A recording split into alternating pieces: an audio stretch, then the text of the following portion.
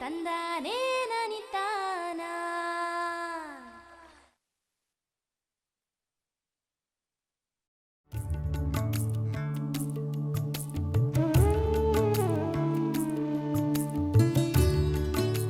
ಪಶುಸಂಗೋಪನೆ ಕೃಷಿಗೆ ಪೂರಕವಾಗಿದ್ದು ಈಗ ಬೃಹತ್ ಪ್ರಮಾಣದ ಉದ್ಯಮವಾಗಿ ಬೆಳೆಯುತ್ತಿದೆ.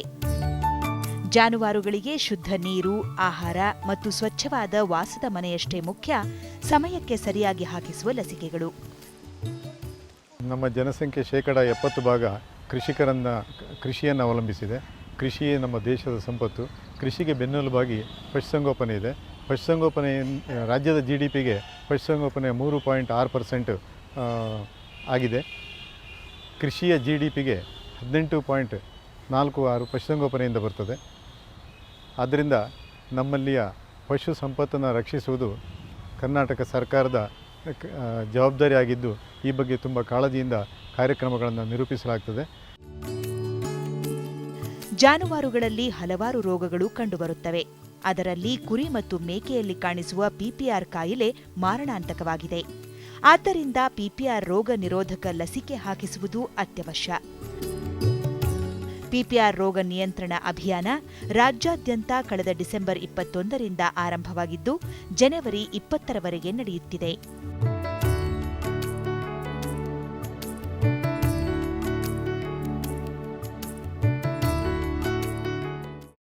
ಈಗ ನಮ್ಮ ಪ್ರಾಣಿಗಳಿಗೆ ಬರುವಂತಹ ರೋಗಗಳನ್ನು ತಡೆಗಟ್ಟಲಿಕ್ಕೆ ಚುಚ್ಚುಮದ್ದು ಹಾಕುವುದೇ ಬಹಳ ಮುಖ್ಯವಾದಂಥ ಒಂದು ವಿಷಯ. ಲಸಿಕೆ ಹಾಕಿಸದೇ ಇದ್ದಲ್ಲಿ ಬರುವಂಥ ಕಾಯಿಲೆಗಳಿಂದ ಪ್ರಾಣಿಗಳನ್ನು ಕಾಪಾಡೋದು ಕಷ್ಟ ಆಗ್ತದೆ. ಈ ದಿಶೆಯಲ್ಲಿ ನಮ್ಮ ರೈತ ಬಾಂಧವರು, ಕುರಿ ಮತ್ತು ಆಡು ಸಾಕಾಣಿಕೆ ಮಾಡುತ್ತಿರುವಂಥ ರೈತ ಬಾಂಧವರಿಗೆ ಈಗ ಸದ್ಯ PPR ಲಸಿಕೆ ಹಾಕುವುದು ಬಹಳ ಮುಖ್ಯವಾದಂಥ ಕಾರ್ಯಕ್ರಮ.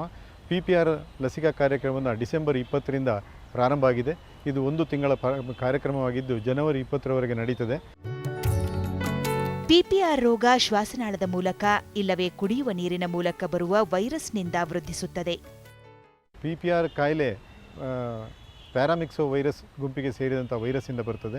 ಈ ವೈರಸ್ ರೋಗವು ಅತ್ಯಂತ ಮಾರಣಾಂತಿಕವಾದಂಥ ಕಾಯಿಲೆಯನ್ನು ಹರಡುತ್ತದೆ. ಅದರಲ್ಲಿ ಮುಖ್ಯವಾಗಿ ಕುರಿ ಮತ್ತು ಆಡುಗಳಲ್ಲಿ ಇದು ಹೆಚ್ಚು ಮಾರಣಾಂತಿಕವಾಗಿ ಪರಿಣಾಮ ಬೀರ್ತದೆ.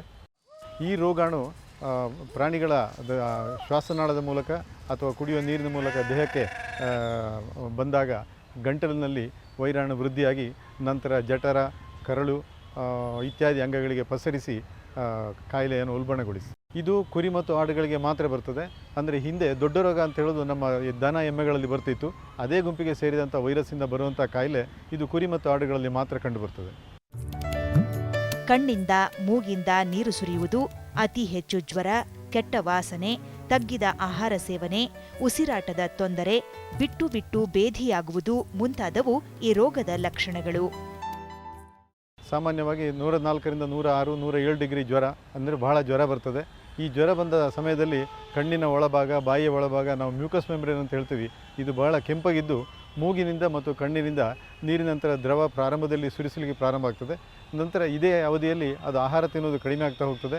ಕೆಲವು ದಿವಸ ಆಗ್ತಾ ಹೋದಾಗೆ ಮೂಗಿನಿಂದ ಮತ್ತು ಕಣ್ಣಿನಿಂದ ಬಂದ ನಂತರ ದ್ರವಕ್ಕೆ ಬ್ಯಾಕ್ಟೀರಿಯಲ್ ಇನ್ಫೆಕ್ಷನ್ ಆಗಿ ಅದು ಹಳದಿ ರೂಪಕ್ಕೆ ತಿರುಗಿ ನಂತರ ಅದು ಗಟ್ಟಿಯಾಗ್ತಾ ಹೋಗ್ತದೆ. ಇದರಿಂದಾಗಿ ಕಣ್ಣು ರೆಪ್ಪೆ ಮತ್ತು ಮೂಗಿನ ದ್ವಾರಗಳು ಬಂದಾಗುವಂಥ ಪರಿಸ್ಥಿತಿ ಬರ್ತದೆ. ಅಲ್ಲದೆ ಆಗಿಂದಾಗ ಬಿಟ್ಟು ಬಿಟ್ಟು ಬೇದಿ ಬರ್ತದೆ. ಈ ವಿಪರೀತ ಜ್ವರ ಮತ್ತು ಅದರ ಶರೀರದ ಹೊರಭಾಗ ಏನು ಕೂದಲಿದೆ ಅದು ತುಂಬ ಒರಟಾಗ್ತದೆ. ನಂತರ ಜನನೇಂದ್ರಿಯದ ಹೊರಭಾಗ ಇತ್ಯಾದಿ ಚರ್ಮ ಎದ್ದು ಹೋಗ್ತದೆ. ಇನ್ನೂ ರೈತರು ಹೆಚ್ಚು ಗಮನಿಸಬೇಕಾದ್ದೇನು ಅಂತ ಹೇಳಿದ್ರೆ, ಇದು ಬಾಯಿಯಲ್ಲಿ ಮತ್ತು ಇದನ್ನು ಬಂದಾಗುವಂಥ ಪ್ರಸಂಗ ಬಂದಾಗ ಅದರಲ್ಲಿ ಬಹಳ ವಾಸನೆ ಬರ್ತದೆ, ಕೆಮ್ಮು ಬರ್ತದೆ ಮತ್ತು ಉಸಿರಾಟದ ತೊಂದರೆಯಿಂದಾಗಿ ಭಾಳ ತೊಂದರೆ ಆಗ್ತದೆ. ಸೊ ಇದರಿಂದಾಗಿ ಸುಮಾರು 5-6-7 ದಿವಸದಲ್ಲಿ ಕುರಿ ಅಥವಾ ಆಡು ಸತ್ತೇ ಹೋಗಿಬಿಡ್ತದೆ. ಇದು 2 ರೀತಿಯಲ್ಲಿ ಬರ್ತದೆ. ಒಂದು ಈಗ ನಾನು ಹೇಳಿದ್ದು ತೀವ್ರ ಸ್ವರೂಪದಲ್ಲಿ ಬಂದದ್ದು. ಇದೇ ಕಡಿಮೆ ಸ್ವರೂಪದಲ್ಲಿ ಬಂದಂಥದ್ದು ಕಡಿಮೆ ಸ್ವರೂಪದ ಚಿಹ್ನೆಗಳನ್ನು ಹೊಂದಿ 10, 15 ಅಥವಾ 20 ದಿವಸ ಇದ್ದು ನಂತರ ಬಚಾವಾಗ್ತದೆ. ಅದರ ಸಂಖ್ಯೆ ಭಾಳ ಕಡಿಮೆ ಇರ್ತದೆ. ಅಂದರೆ ಒಂದು ಸಲ ಕಾಯಿಲೆ ಬಂದರೆ ಈ ಕಾಯಿಲೆ ಮತ್ತೆ ಪುನಃ ಆ ಪ್ರಾಣಿಗೆ ಅದರ ಜೀವನ ಪರ್ಯಂತ ಬರುವ ಪ್ರಮೇಯ ಕಡಿಮೆ ಇದೆ. ಅದೇ ರೀತಿ ಒಂದು ಸಲ ಲಸಿಕೆ ಹಾಕಿದರೆ ಅದು ಅದರ ಜೀವನ ಉದ್ದಕ್ಕೂ ಅದನ್ನು ರಕ್ಷಣೆ ಮಾಡ್ತದೆ. PPR ರೋಗ ಪ್ರಾಣಿಯಿಂದ ಪ್ರಾಣಿಗಳಿಗೆ ಸಂಪರ್ಕದ ಮೂಲಕ, ಪ್ರಾಣಿಗಳು ಸ್ರವಿಸುವ ದ್ರವದಿಂದ, ಕುಡಿಯುವ ನೀರಿನಿಂದ ಹರಡುತ್ತದೆ.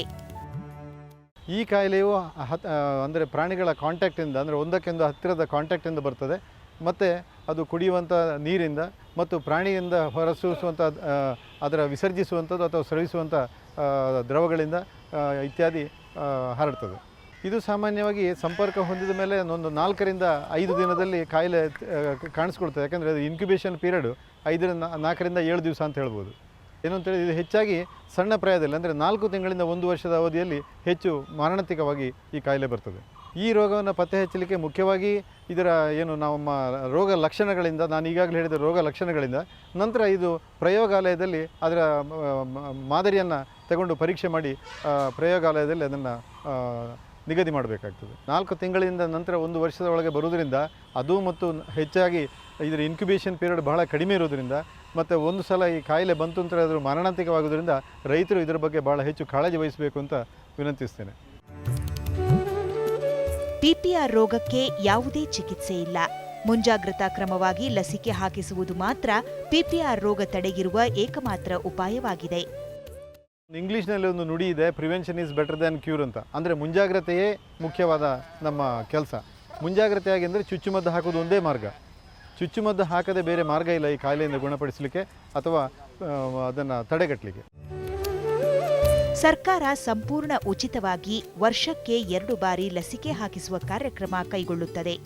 ಈ ಲಸಿಕಾ ಕಾರ್ಯಕ್ರಮ ರಾಜ್ಯಾದ್ಯಂತ ನಡೆಯುತ್ತಿದ್ದು ಜನವರಿ 20ರವರೆಗೆ ಮುಂದುವರಿಯಲಿದೆ. ಸರ್ಕಾರ ಇದು ಕೇಂದ್ರ ಪುರಸ್ಕೃತ ಕಾರ್ಯಕ್ರಮ. ಅಂದರೆ ಕೇಂದ್ರ ಸರ್ಕಾರದ 100% ಸಹಾಯಧನದಲ್ಲಿ ನಮ್ಮ ರಾಜ್ಯದಲ್ಲಿ ಮತ್ತು ಎಲ್ಲ ರಾಜ್ಯಗಳಲ್ಲಿಯೂ ಇದನ್ನು ಏಕರೂಪದಲ್ಲಿ ಲಸಿಕಾ ಕಾರ್ಯಕ್ರಮ ನಡೀತಾ ಇದೆ. ಇದು ವರ್ಷದಲ್ಲಿ 2 ಸಲ ನಡೀತದೆ. ಈಗ ನಮ್ಮದು ಡಿಸೆಂಬರ್ 20ರಿಂದ ಜನವರಿ 20ರ 1 ತಿಂಗಳಲ್ಲಿ ಅಭಿಯಾನದಲ್ಲಿ ಈ ಲಸಿಕಾ ಕಾರ್ಯಕ್ರಮ ನಡೀತಾ ಇದೆ. ಇದು ಯಾಕೆ ನಾವು 1 ತಿಂಗಳ ಪ್ರೋಗ್ರಾಮ್ ಹಾಕೊಂಡದ್ದು ಅಂತ ಹೇಳಿದರೆ, ಈಗಾಗಲೇ ನಾವು 2 ಸುತ್ತಿನ ಲಸಿಕಾ ಕಾರ್ಯಕ್ರಮ ಮುಗಿಸಿದ್ದೇವೆ. ಅದರಲ್ಲಿ 91% ಹೆಚ್ಚು ಪರ್ಸೆಂಟಲ್ಲಿ ನಾವು ಲಸಿಕೆಯನ್ನು ಹಾಕಿದ್ದೇವೆ. ಹಾಗೆ ಹಾಕಿದ ಜಾನುವಾರುಗಳಲ್ಲಿ, ಕುರಿಗೆ ಮತ್ತು ಆಡುಗಳಲ್ಲಿ ರೋಗ ಬಂದಿಲ್ಲ ಅಥವಾ ಬರುವುದೂ ಇಲ್ಲ. ಈಗ ಬಿಟ್ಟು ಹೋದ, ಅಂದರೆ ಲಸಿಕೆ ಹಾಕಿದ ಸಂದರ್ಭದಲ್ಲಿ ಮರಿಗಳಾಗಿದ್ದದ್ದು, ಈಗ ಅದು ಬೆಳೆದದ್ದು 4 ತಿಂಗಳಿಂದ ಮೇಲೆ ಬಂದಂಥದ್ದು, ಹಾಗೂ ಹೊಸದಾಗಿ ಅದರ ಇದು ಗುಂಪಿಗೆ ಸೇರಿದಂಥ ಕುರಿಗಳಿಗೆ, ಅಂದರೆ ನಾವು ಅಂದಾಜಿ ನಿಮ್ಮ ಹಿಂಡಿನ 30% ಕುರಿ ಆಡುಗಳಿಗೆ ಈಗ ನಾವು ಲಸಿಕೆ ಹಾಕುವಂಥ ಕಾರ್ಯಕ್ರಮ ಮಾಡ್ತಾ ಇದ್ದೇವೆ. ಸೊ ಯಾವುದೇ ರೀತಿಯಲ್ಲಿ ಯಾವ ಕುರಿ ಆಡುಗಳು ಬಿಟ್ಟು ಹೋಗಬಾರ್ದು ಅಂತೇಳಿ 1 ತಿಂಗಳ ಕಾರ್ಯಕ್ರಮವನ್ನು ಹೆಚ್ಚಿನ ಒತ್ತು ಕೊಟ್ಟು ಲಸಿಕಾ ಕಾರ್ಯಕ್ರಮ ಆಗ್ತಾಯಿದೆ. ಹಳ್ಳಿಗೆ ಲಸಿಕಾ ತಂಡಗಳು ಭೇಟಿ ನೀಡಿ ಲಸಿಕೆ ಹಾಕುತ್ತಿರುವುದರಿಂದ ರೈತ ಬಾಂಧವರು, ಪಶುಪಾಲಕರು ಇದರ ಲಾಭ ಪಡೆದು ರಾಸುಗಳ ಆರೋಗ್ಯ ಕಾಪಾಡಿಕೊಳ್ಳಬಹುದು. ಇಲಾಖೆಯಿಂದ ನಮ್ಮ ಸಿಬ್ಬಂದಿ ಲಸಿಕಾ ತಂಡ ಇದೆ. ಇದು ಮೊದಲೇ ಅವರಿಗೆ ಇಂಥ ಹಳ್ಳಿಗೆ ಅಥವಾ ಇಂಥ ಜಾಗಕ್ಕೆ ಲಸಿಕಾ ತಂಡ ಬರ್ತದೆ ಅಂತ ಅವರಿಗೆ ತಿಳಿಸಿ ಹೋಗಿ ಲಸಿಕೆ ಹಾಕುವ ಕಾರ್ಯಕ್ರಮವನ್ನು ಮಾಡ್ತಾ ಇದ್ದೇವೆ. ಆದ್ದರಿಂದ ರೈತರು ಹತ್ತಿರದ ಪಶುವೈದ್ಯ ಸಂಸ್ಥೆಯನ್ನು ಸಂಪರ್ಕಿಸಿಕೊಂಡು ಲಸಿಕೆ ಹಾಕಿಸಿಕೊಳ್ಳುವಂಥ ವ್ಯವಸ್ಥೆಯನ್ನು ಮಾಡಿಸ್ಕೋಬೇಕು. ನಮ್ಮ ಪಶುಸಂಗೋಪನಾ ಇಲಾಖೆಯಲ್ಲಿ 4112 ಪಶುವೈದ್ಯಕೀಯ ಸಂಸ್ಥೆಗಳಿವೆ. ಜಿಲ್ಲಾ ಮಟ್ಟದಲ್ಲಿ ಉಪನಿರ್ದೇಶಕರ ಕಚೇರಿ, ತಾಲೂಕಾ ಮಟ್ಟದಲ್ಲಿ ಸಹಾಯಕ ನಿರ್ದೇಶಕರ ಕಚೇರಿ ಹಾಗೂ ತಾಲೂಕು ಆಸ್ಪತ್ರೆಗಳು, ನಂತರ ಅದರಿಂದ ಕೆಳಗಿನ ಹಂತದಲ್ಲಿ, ಅಂದರೆ ಗ್ರಾಮೀಣ ಹಂತದಲ್ಲಿ ಪ್ರಾಥಮಿಕ ಪಶು ಚಿಕಿತ್ಸಾ ಕೇಂದ್ರ, ನಂತರ ಪಶುವೈದ್ಯ ಆಸ್ಪತ್ರೆ, ಅಲ್ಲಿ ಪಶುವೈದ್ಯರಿರ್ತಾರೆ, ನಂತರ ಪಶು ಆಸ್ಪತ್ರೆಗಳು, ಅಂದರೆ ಹೋಬಳಿ ಮಟ್ಟದಲ್ಲಿರ್ಬೋದು, ತಾಲೂಕಾ ಮಟ್ಟದಲ್ಲಿರ್ಬೋದು.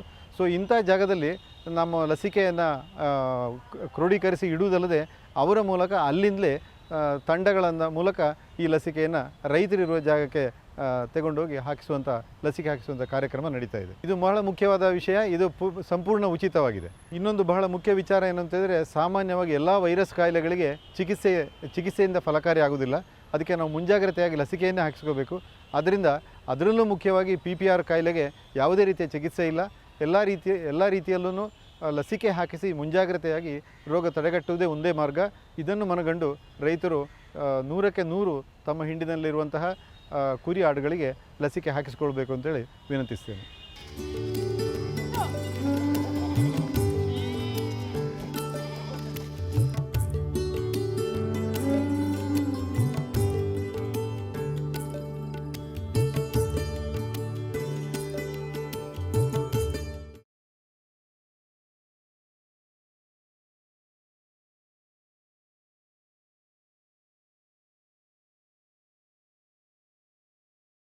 ಈ ರೈತ ಬಾಂಧವರು ಉದ್ದು, ಹೆಸರು, ಅಲಸಂದೆ, ಕಡಲೆಯಂತಹ ದ್ವಿದಳ ಧಾನ್ಯಗಳನ್ನು ಬೆಳೆಯುತ್ತಾರೆ.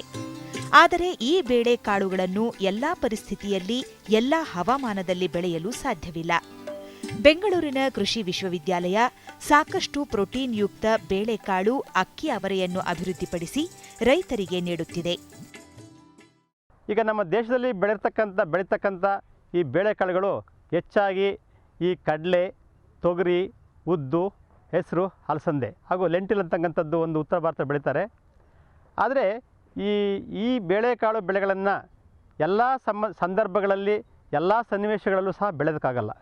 ಹಾಗೂ ಇದ್ರ ಜೊತೆಗೆ ಇವುಗಳಲ್ಲಿ ಎಲ್ಲ ರೀತಿಯ ಒಂದು ಪೋಷಕಾಂಶಗಳು ಸಹ ಇರಲ್ಲ. ಸಾಧಾರಣ ಈ ಬೇಳೆಕಾಳುಗಳು ಹೆಚ್ಚಾಗಿ ಈ ಪ್ರೋಟೀನ್ ಅಂಶವನ್ನು ನಮಗೆ ಪೂರೈಕೆ ಮಾಡುತ್ತೆ. ಅದರಲ್ಲೂ ಸಸ್ಯಾಹಾರಿಗಳೇ ಜಾಸ್ತಿ ಇರ್ತಕ್ಕಂಥ ನಮ್ಮ ದೇಶದಲ್ಲಿ ಈ ನಮ್ಮ ದೇಹದ ಪೋಷಣೆಗೆ ಬೇಕಾಗಿರ್ತಕ್ಕಂಥ ಈ ಪ್ರೋಟೀನ್ ಅಂಶವನ್ನು ಈ ಒಂದು ಬೇಳೆಕಾಳುಗಳು ಕೊಡ್ತಾ ಇವೆ.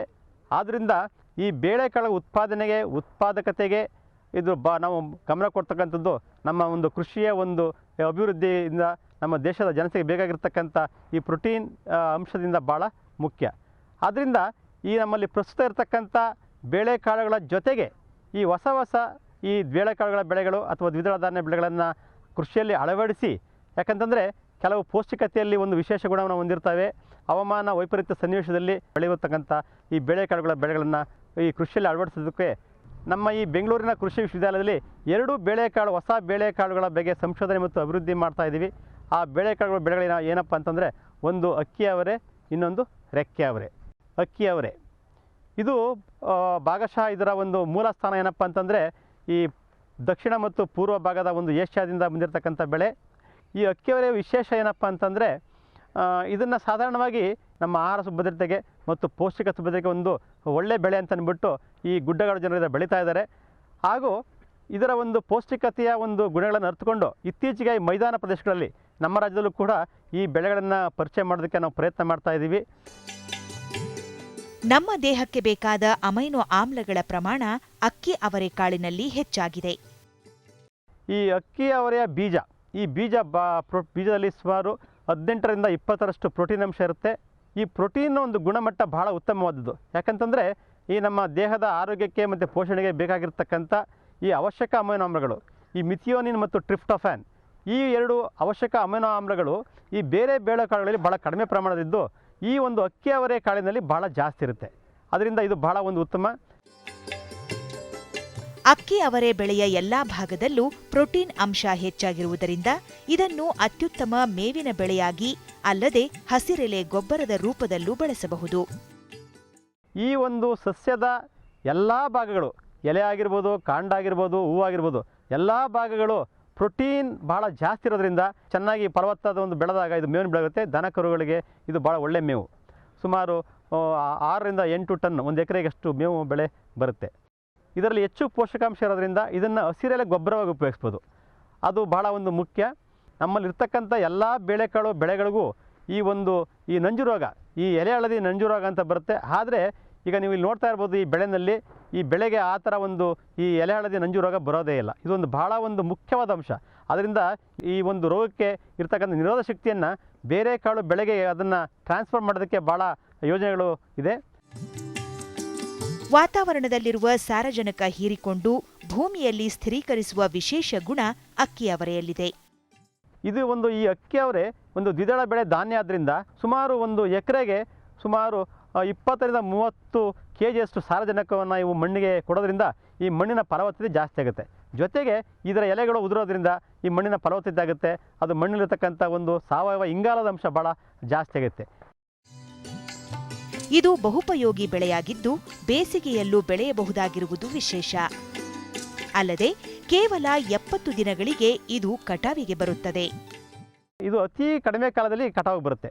ಕೇವಲ 70 ದಿನಗಳಲ್ಲಿ ಇದನ್ನು ಕಟಾವು ಮಾಡೋದ್ರಿಂದ ಖುಷ್ಕಿ ಪ್ರದೇಶದಲ್ಲಾಗ್ಬೋದು ಅಥವಾ ಬೇರೆ ಬೆಳೆ ತಗೊಂಡಾಗ, ಈಗ ನಾವು ಈ ಸಾಧಾರಣವಾಗಿ ಅಚ್ಚುಕಟ್ಟು, ಈ ನೀರಾವರಿ ಅಚ್ಚುಕಟ್ಟು ಪ್ರದೇಶದಲ್ಲಿ ಈ ಭತ್ತವನ್ನು ನಾವು ಮುಂಗಾರು ಬೆಳೆಗೆ ಬೆಳಿತೀವಿ. ಈ ಬೇಸಿಗೆಯಲ್ಲಿ ಅಲ್ಲಿರ್ತಕ್ಕಂಥ ಒಂದು ತೇವಾಂಶವನ್ನು ಉಪಯೋಗಿಸ್ಕೊಳ್ಳೋಕ್ಕೋಸ್ಕರ, ಈ ನೀರಿಲ್ಲದೇ ಆ ಗದ್ದೆನಲ್ಲಿರ್ತಕ್ಕಂಥ ತೇವಾಂಶವನ್ನು ಉಪಯೋಗಿಸ್ಕೊಳ್ಳೋಕ್ಕೋಸ್ಕರ ಈ ಒಂದು ಅಕ್ಕಿ ಅವರೆಯನ್ನು ಬೆಳೆದ್ರಿಂದ ನಾವು ಬೆಳೆವಾರಿ ಪರಿವರ್ತನೆ ಮಾಡ್ಬೋದು. ಹಾಗೂ ಇದನ್ನು ಮಣ್ಣಿನ ಫಲವತ್ತತೆ ಜಾಸ್ತಿ ಆಗುತ್ತೆ. ಅಲ್ಪ ಕಾಲದಲ್ಲೇ ಈ ಬೆಳೆಯನ್ನು ಬೆಳೆಬೋದು.